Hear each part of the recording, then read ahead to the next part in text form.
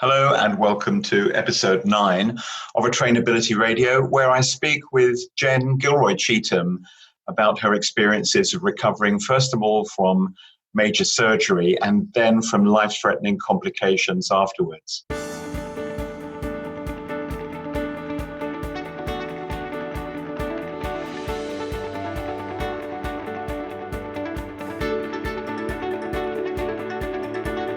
Jen, as you may know, was one of the speakers at TEDx NHS 2019, which Atrainability were very proud to be invited to be a sponsor of. In this episode, we're going to be listening to Jen tell us about what it was that made the difference and helped her to gather herself and recover from very serious life-threatening medical procedure.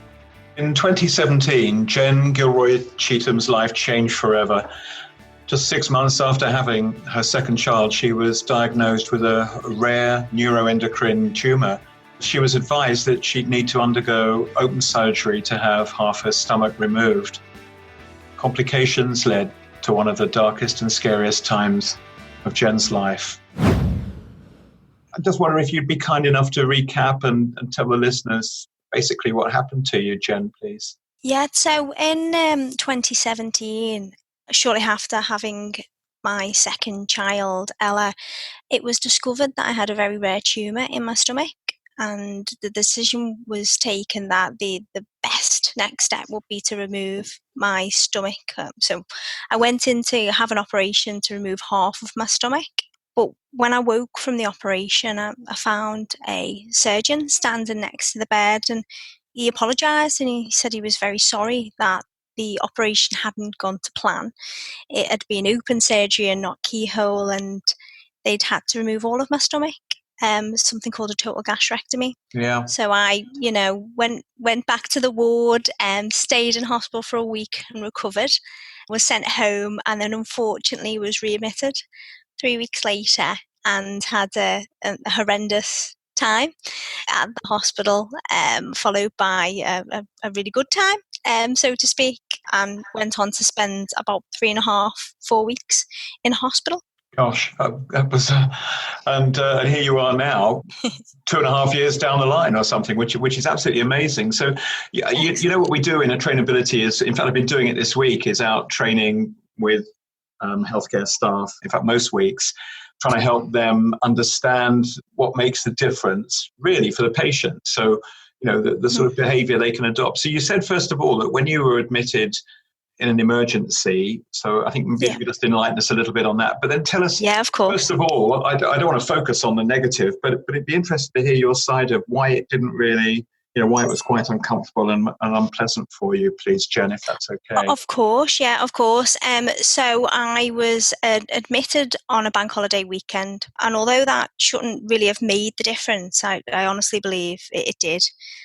So I was admitted via A&E, via ambulance, and firstly, the A&E department, the staff seemed rushed off their feet. They were answering phones, bleepers. They didn't seem to have a minute. And as a vulnerable patient sitting there not quite knowing what was happening, it made me feel really unsafe. It made me feel as though I was never going to get out of that situation. The staff there didn't seem to be a lot of them. And as I say, those that were there were just rushed off their feet, answering the alarms, the phones, the buzzers. And they didn't really seem to have as much time to kind of reassure me. I then was taken and put onto a ward. And on that ward, again, the sense of not feeling so safe. And that's something that I think will stay with me for life, really, is that I really didn't feel safe on that ward. It felt as though, firstly, again, there wasn't a lot of staff on that ward. The staff that were there seemed very kind of rushed off their feet and very preoccupied. The example I can give is with regards to medicine. So it had been discovered in my first admission that I had an opiate allergy. I was allergic to anything for pain relief. Oh, gosh. And as I lay there feeling very unwell and unsick, and the nurse came to give medicines, she was constantly interrupted by staff, by patients themselves. And I recall sitting there feeling very unsafe, thinking, am I going to get the right medicines here? Because I know I've got an allergy and I feel very unwell. I felt so unwell, I didn't feel as though I could really talk or articulate very well. So I sat there feeling very vulnerable. Equally, the alarms on the ward, those alarms, the bed alarms, the beepers, they kept going on and on and on. And that makes you worried, as a patient, because you're thinking, wow, gosh, all these alarms are going off and nobody seems to be here to respond to them. We were also told that there was no medical staff available. Again, makes you worry, that, you're told that there's no doctors. And equally, I wouldn't be able to tell you any of the names of the staff on that ward. And that could be a combination of maybe me being very unwell. But equally, my family couldn't tell you any of the names of the staff on that ward. And we constantly felt like we were repeating the same things to the staff, and we didn't really feel as listened to. That's interesting, because another one of the podcasts is with Jacob Bayliss, and he talks about being, his background as a trans man. He was another one of your speakers at TEDx. Yes. And he was saying he's felt for years that he was invisible. There was nobody seeing him and hearing him. And all right, in a slightly different context, but of course, when he went through healthcare situations, it was people were kind of making their mind up about him. I guess in a way, what we call confirmation bias. And they sort of already made their mind up, and they weren't really listening and paying proper attention. That kind of matches onto what you're telling me, I think. Yeah, no, certainly. I think for me, it was the worst weekend of my life. And, as the weekend begun, I felt extremely unwell. And as the weekend went on, I truly believed I was going to die. And I think, in fact, told my mother I wanted to die because I felt so unwell. But what happened, why everything changed, if I may go into, was while I was sitting on the ward feeling unsafe, vulnerable, I'd had a conversation with somebody to do with my dietitian perhaps, and she'd come in at the weekend because they had been giving me meals that I wasn't able to eat. I had no stomach. When my husband at the time had indicated I wasn't able to eat the food that they were given, they went away and came back and gave me a poor appetite menu. To which, my husband said, it's not that she has no appetite, she has no stomach and can't eat those type of foods. Yeah. And they sent a dietitian or a nutritionist, I can't remember which, to come to see me. And I can't recall this, but she then went on to a group, like a WhatsApp. And she asked her fellow colleagues and said, does anybody know Jen? Is Jen under anybody's care?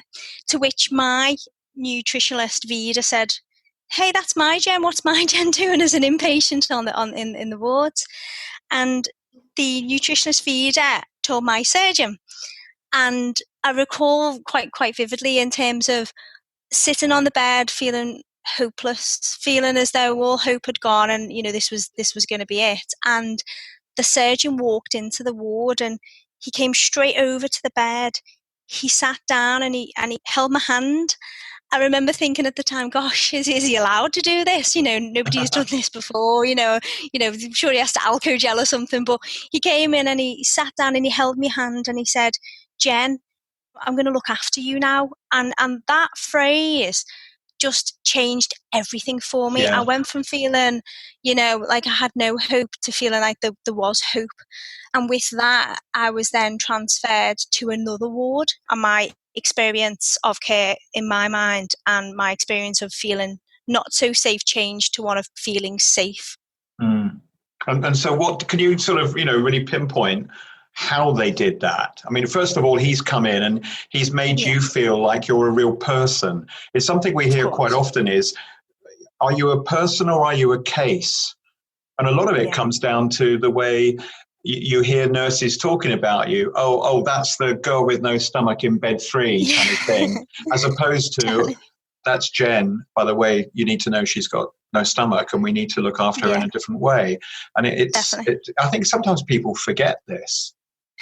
No, and I completely agree. I think for me on this second ward, there were quite a few things that were apparent straight away that really helped me feel quite safe. And obviously, there is a person as opposed to just another kind of clinical kind of entity on the bed. But for me, the staff on that particular ward seemed to work very well together. And the example is, going back to maybe a meds example, when the medicines nurse came to give medicines on that ward, they had not only a jacket identifying them as a medicines nurse, and like a high-vis jacket, but they also came accompanied by another member of staff. Now, I don't know whether that was purposeful, but certainly that other member of staff fended off the questions that us patients were about to give, because, you're on a ward, as soon as a medical or healthcare professional walks in, they're going to be bombarded by questions off people. So this other person fended off those questions, gave people the acknowledgement, the reassurance, etc. So that made me feel safe, because I knew that the medicines nurse had the time to focus and to concentrate in order to then give me the right medicines. So that was like one of the first points. Again, if we kind of use it as a comparison on this ward, when the alarms were pressed and the buzzers were ringing, it seemed to be enough staff to promptly answer, which again gave the reassurance that there are people there ready to help, to support us poorly patients, really. And on that ward, I can tell you the names of all the staff. I can tell you not only about the staff names, but I can probably tell you a bit about who the staff are, what their background was, why they probably even came into healthcare, because the staff on that ward, with the same time restrictions, they spoke and listened to me as a patient. So on that ward, it was a lot of small things that really made a difference to make me feel as though I felt safe, and really helped my kind of care experience to be improved. And it's the little things. So I think the example I've used quite a few times is Kate, who was a healthcare assistant, who just observed me trying to fluff up a pillow. And in the NHS, that the pillows for some reason are as flat as a pancake. And there's not quite a lot of them anyway. And she just witnessed me, actively trying to get some life into a pillow. And she came across to me and said, "Don't worry, I'll find you a pillow." And she went missing. And the assumption is she's gone. She's forgotten about me. But a couple of hours later, Kate came back with a pillow. And that made a whole host, it made a big difference to me. Yeah. It made me feel as though somebody cared about me. It made me feel a lot more safe. The surgeon, he really generally did listen to me. So outside the ward round time, he came to my bed and he sat next to me on the chair, and he just asked me about my family. He asked about my children. He took time to understand more about me as a person, and not just me as the clinical conundrum sitting in front of him, really. What he also did was he took that one step further, and he'd realised that I tried to push my children away and not see them, because I didn't want them to see me scared and vulnerable and looking really unwell. He suggested that actually I needed to see my children. I needed them to lift my spirits. So he himself arranged for them to come in and spend some time with me outside the ward in a special room, so that they firstly weren't on the ward looking and seeing other people, but equally, so I had some one-on-one time. And that was something that, he probably wasn't taught to do in his medical training, but something certainly that he did that made me feel like I was very important. And it really helped my care, not just from a kind of physical perspective, but mentally as well. And I've got, a variety of different examples of different small acts or gestures that really did make a difference. Everything from Ian, who was a nurse, who realised I hadn't been drinking. I hate water. I really don't like water. And he realised I hadn't been drinking water. And outside the designated tea trolley time, he made me a cup of tea. He made me a brew. That made a world of difference to me. But equally, it will have helped me, because it would have helped hydrate me to some degree. So lots of examples of people really not only giving me clinical care, but going beyond that clinical care with acts of kind of kindness, little gestures and activities that make.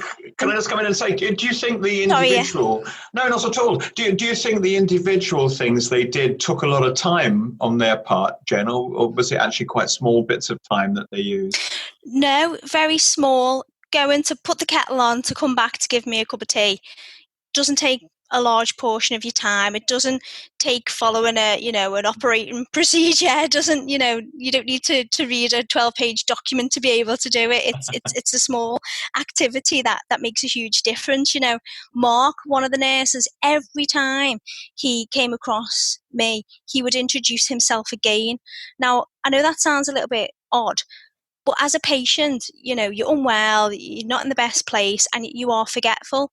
So Yes. if somebody comes and says, hello, my name's Mark, that's great. But you're going to soon forget because you see that many other healthcare professionals. Yes. So to kind of reiterate, my name is Mark and I'm going to, look after you today. And is it okay? That doesn't take any additional time. But it makes me understand and feel safe because this person is, not just assuming I know who they are because I met them on one occasion 2 days ago. They're reiterating who they are and what they're there for, which, makes you feel safe. It is just what you're doing is you're iterating all the stuff that we try to tell people, but coming from you, it is so much more powerful.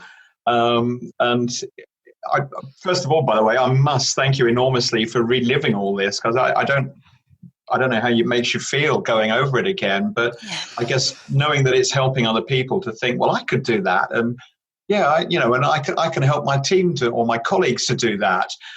And appreciate just how important it is. I can't thank you enough. I think it's absolutely marvellous. No, thank you. No, I think for me, the staff get a bit of a ordeal in the NHS, and quite often, it's not a blame. It's not their fault. The systems and the processes that they're working within, and even the culture that's kind of enforced on some of the areas, that means that the capacity that there's not enough of them, and as I said in my TED talk, it does make you kind of look at things a little bit differently, really. For the bank holiday weekend, if there was more staff, then maybe they would have had the time to take that extra few seconds to understand me as a person a little bit more or what my needs were. But sometimes the systems and processes are almost at odds with what the staff needs. And, sometimes it's about understanding what can be put in place for them, because if they're happy and they're safe, then that's going to have a knock-on effect to patients like me who, expect the highest clinical care, but just need a bit of a human touch now and again. Do I understand you were working in healthcare before? Yeah, so I worked within healthcare for 18 years before leaving healthcare, initially in diagnostics within neurophysiology, and then within more of a kind of leadership role in innovation and improvement. So and again, that's the other point, isn't it, really, is that, nobody plans to get sick or to be unwell, but when you find yourself in that situation, what you expect is the highest clinical care. But what helps is that human interaction and those small things that really do make such a significant difference that you just may not necessarily be that focused on because of the pressures of the system and the processes that you're working within. Yeah, definitely. It's funny you're saying about Mark coming over and saying his name every time. Last year, I went through a diagnostic procedure, happily turned out negative, and I went to an MRI scanner to be checked over. Yeah. The technician who came and got me all prepared, I actually waited to see how long it would be before he told me his name, and he never ever did. No. And it was just about to stick the cannula in my arm, and at that point I said, just before you put that in me, it'd be really nice to know your name. Oh yeah, mate. It just, I did actually giggle because it was so crazy. He went through the whole thing, and yet he didn't have a label on. I couldn't read his name tag. He didn't seem to have one. Yeah. And because I'm used to this stuff, I found it kind of amusing in an ironic way. But normal patient, definitely. I wasn't sick, of course. There was nothing actually, they were just making sure there was nothing wrong. But for other people, I think it is such a simple thing. Definitely, it's just having that kind of almost like the emotional intelligence as well. Another example was Eva on the ward, and it was actually post-op, and I was so weak, and I was trying my best to get out of bed to get to the toilet, and without making me feel inadequate, she just got a commode, got the curtain, covered me round, and said, "Jen, it is okay. Don't worry about it. You're not you're not strong, it's okay. And didn't make a big fuss about it or anything. And for me, I'm quite a youngish female, and it's embarrassing that I want to get to the toilet. I want to, I feel like I should be able to get up and get out, and I couldn't, and I felt very vulnerable. And she helped, and by not really saying anything, but just an action that made me feel like she was in tune to how I was feeling. Yeah, that's fantastic. When you were admitted in a hurry at the bank holiday, I guess they didn't have your notes, so did they not know what had happened to you? Well, and this is the other really interesting. There's lots of kind of interesting elements, I think, to my story as a whole. So after my total gastrectomy, what had happened to me within that 3-week window is my esophagus had restricted, so it had closed up. Now, luckily, I had a really great specialist nurse who had been kind of phoning and checking in on me, each week just to see how I was improving. And he phoned up, and I think it was probably on the Wednesday or the Thursday, and I just happened to mention that I was finding it really difficult to swallow, and everything was becoming very stuck, and it was very difficult. And he straight away booked me in for a procedure to dilate the pathway. So I had that procedure, and I woke up the following day with excruciating pain, and I allude to it in the kind of the TED, really, when I had my second child on a multi-story car park without any pain relief. So I can take a bit of pain, but this was really unbearable. And my husband got home to find me lying on the floor, hardly moving. At the time when the ambulance came, my husband picked up a blue file, and he said, "This is all Jen's information." And the ambulance crew read the notes, read everything that was in this blue file, and directed me to the hospital that I'd had the operation in. Right. Now, the ironic thing is this blue file actually wasn't the hospital's file. It was something I'd put together with all of my clinical appointments, my discharge, my prescriptions, so that if I was ever in a situation, that everything that was needed was there. So they didn't have anything initially apart from my notes. And although my husband, when we were admitted to the first ward, did keep reiterating, "Jen's got no stomach, she can't eat food like that," he felt like he was repeating himself over and over again. And as I say, it wasn't until somebody said, "Oh, I think we know what you mean," and they came back with this poor appetite menu, that we realised that they probably didn't really know what was going on. It was a general ward, so that may have been the case, because obviously I probably needed to be on a gastrointestinal unit, but equally, they weren't too sure what was going on, and it turned out to be some pulmonary embolisms in the lungs, which ended me in hospital at that bank holiday weekend. Have you come across the book If Disney Ran Your Hospital? I have, yes. So in the past, in my former life before I became a patient, I actually did an improvement science fellowship and went to Disney and did some Disney behind the scenes workshop. So I actually went to Disney in the underground tunnels to try and understand how Disney makes improvements and how it operationalizes, which was, I find, fascinating, really, really fascinating. I bet it was. But one of the things that sticks in my mind from that book was about, people who work at Disney, and you obviously know all this, they treat the public as guests. Now, it's a little bit different to a hospital, because at Disney, well, you could go to Six Flags or you could go to Universal, but hospital, of course, especially in your case, you didn't really get a choice, although at least they took you back to the hospital you'd been originally treated in. It's this idea of treating people as people, not as the case, as we were talking earlier, and the evidence that they're now getting that patients do, as in really what you're saying, patients get better quicker, they heal quicker if they feel they're being treated as a real person, as a real human being. So there's kind of a payback for all of us, fundamental of healthcare. Definitely. And I think the thing with Disney as well, in that book, it talks about, obviously, those that work for Disney, there's a line. So once they cross that line, their role and remit is to look after the customers. And once they're over that line, they can take the Mickey Mouse hat off, or, they can take the costumes off and they can be themselves. And while I think we don't want to completely emulate that because we don't want a falseness in healthcare. But what I think is important is that staff realise that when they are on the shop floor, so to speak, or when they are on that ward, they are being watched by vulnerable, unhealthy, sick patients who are reviewing everything that they're doing and making judgments and taking different perceptual views on what's going on in front of them. So if the staff are having a bit of a bad day and they're on the ward emulating that or kind of being snappy with a colleague, again, as a patient, you're going to observe that. Whereas Disney, they've quite clearly got a line. And once they're over that line, they're happy, they're jolly, the customer comes first, and they have quite defined priorities for their customers. Safety is the utmost, and, customer engagement is up there as well, really. But we forget, I think, in healthcare that we are on a stage, or the staff are on a stage, and the patients are just watching that show unfold. Yeah, exactly. Well, there is a theory that all professionals, doesn't matter what profession you're in, but if you're customer facing or client facing or public facing, you are effectively an actor.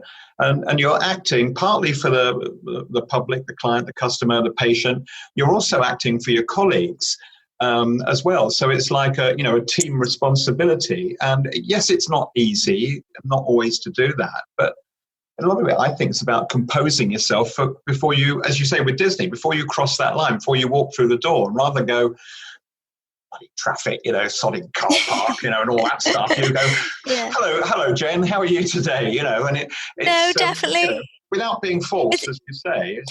Definitely. It's having that psychological safety behind that line to be like, oh, it was a nightmare getting into work today. But when you cross that line, to realise that whatever happens, people are watching you, and you need to try and help them, because your purpose there is to help them get better. And if that means that you have to not be false, but certainly not be as negative, but when you're over your line and you're in your office or you're with your colleagues, be your true self.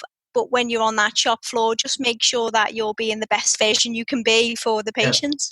Yeah, because if you're grumpy, people might just hesitate to tell you something that's really important. For instance, so I think that's fantastic.